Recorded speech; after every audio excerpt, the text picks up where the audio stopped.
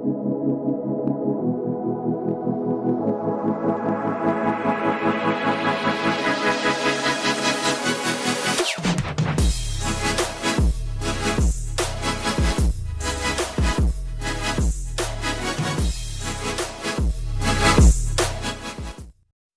ini merupakan kelanjutan dari pembahasan materi sebelumnya, yaitu tentang IP address. Jadi di dalam KJD volume 3 ini akan kita bahas mengenai IP address lanjutan. Jadi silahkan perhatikan. Kita lanjut pembahasan kita tentang jenis-jenis IP. Yang pertama, IP publik. Jadi di dalam IP publik ini keterangannya sendiri adalah suatu alamat internet yang terdaftar dalam suatu alamat publik yang sifat publiknya adalah publik dengan address bit tertinggi.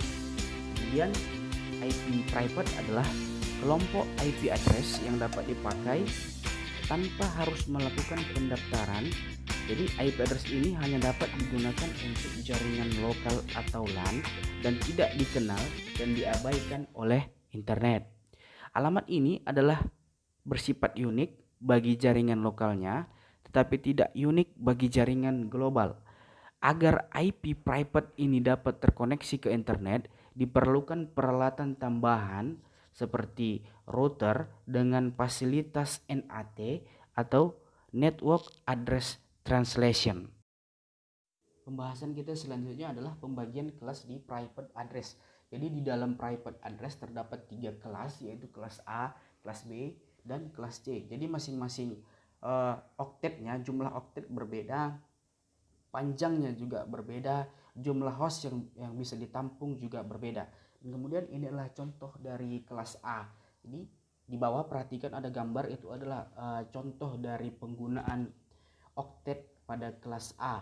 Jadi dalam kelas A ini, bit pertama address kelas A itu adalah 0 dengan panjang net ID itu 8 bit dan panjang hostnya sepanjang 24 bit.